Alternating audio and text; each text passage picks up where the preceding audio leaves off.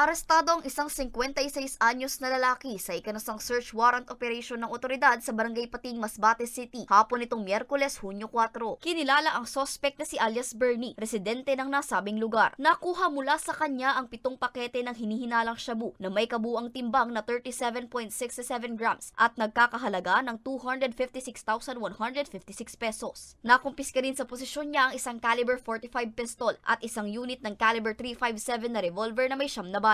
Matagal na po itong under monitoring, hindi lang po ng city, kundi ng PIU. Kaya nga po naging joint operation po ito ng iba-ibang unit sa Masbate kasi matagal na po talaga itong namomonitor. And after the series of cases and casing and surveillances, nag-apply na po ang ating lead unit ng SW para dito sa suspect po.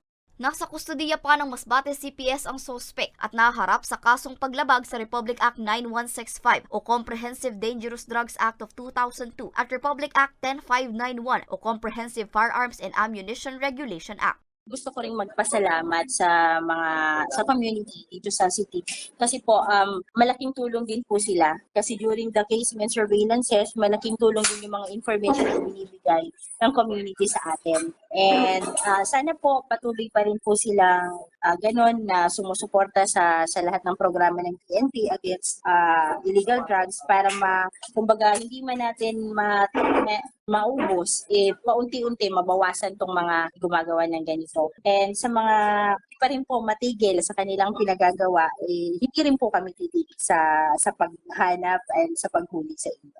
Naging matagumpay naman ang operasyon dahil sa pinagsanib puwersa ng mga operatiba ng Masbate Provincial Intelligence Unit, Police Provincial Drug Enforcement Unit at Masbate City Police Station. Para sa mga balitang Tatak Bicol, Angeline Dagta.